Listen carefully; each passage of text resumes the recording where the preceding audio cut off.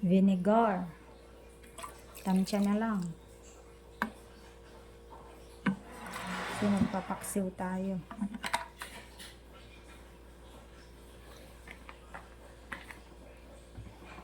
Paminta.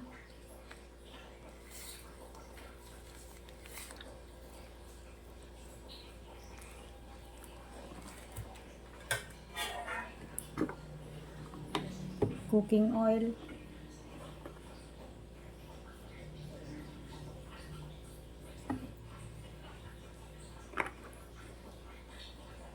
Asin.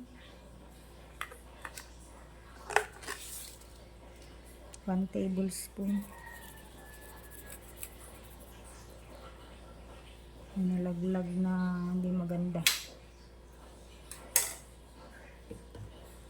Daon ng laurel. Konting pampagana.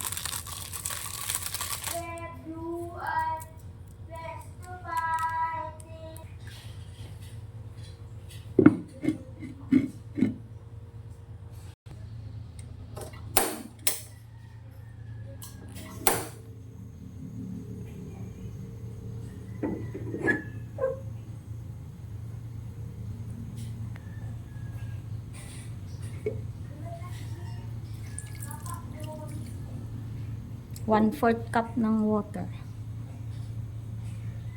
And the cooking time begins.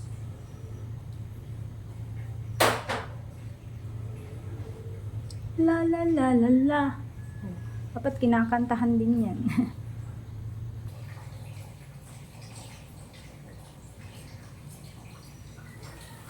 Look at that.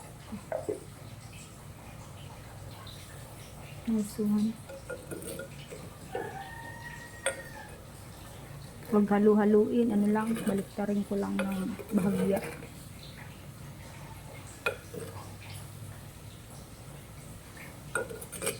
Six minutes pa.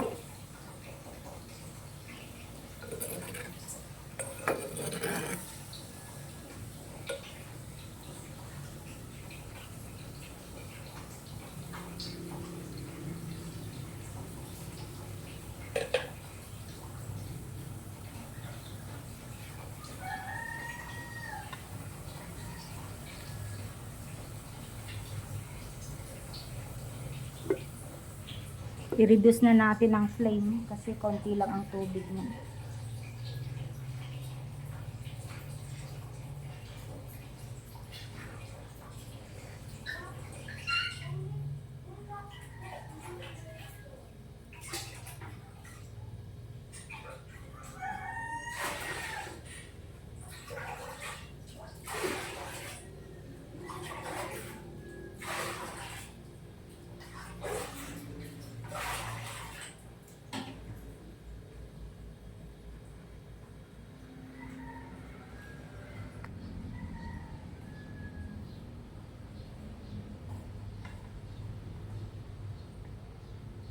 Let's take a look. Ooh.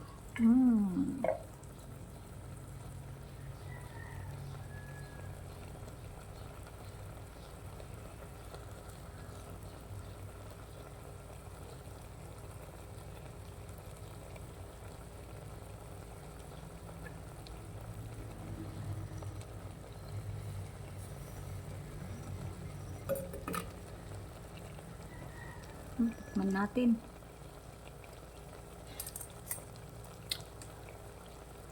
So yummy. Hugasan natin yung sandok. Malinis na. Pwede na to guys. 1 minute.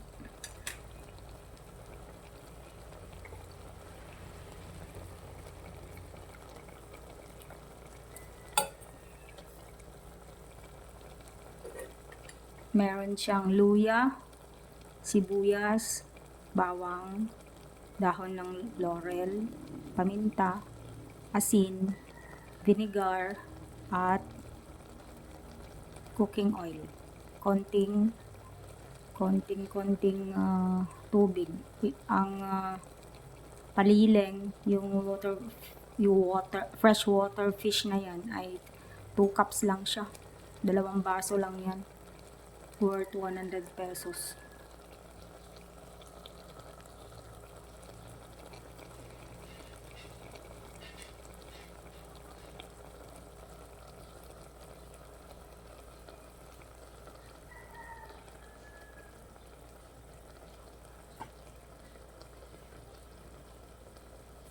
Pwede ng high flame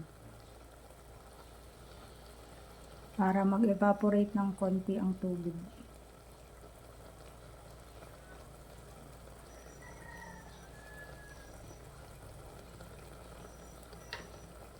Tapos kamustahin natin sa labas ang pinapakuluan kong pata. Kulo ako ng pata. Hindi pa kumukulo. Para gagawin ko daw crispy pata. Ito naman, magpapakulo tayo ng pata ng baboy, yung front. Unang kulo itatapon ko, papakuluan ko yun hanggang lumambot at gagawin natin crispy pata. Yun ang request ng mga anak ko kasi yung paliling na yun, yung paksiw, sa amin yun, yung matatanda. Ayan guys, konti na ang tubig, patayin na natin. Okay, try natin magsandok. Diba madali lang, basta na-prepare na yung isda. Oh, look at that. Sarap, no?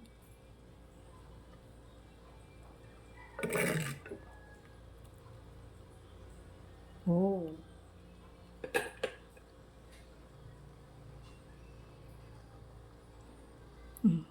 Kain tayo. Ito ay paksiw na palileng. Galing ilog. Galing Abra River. Kasi tag-ulan ngayon, ang Abra River ay nagiging chocolate. Nagiging turbid ang color ng water niya. Kaya ito, madali lang kumuha ng palileng. Nag-ano sila, yung net. Nanguhuli sila gamit ng net. Alright guys, thank you for watching. This is Miss Jamie Baliena channel. If you haven't subscribed yet to my channel, you may consider subscribing. If you like this video, you may share it too. Comment naman po kayo dyan guys kung saan nakarating ang video ko. Thank you so much. Goodbye.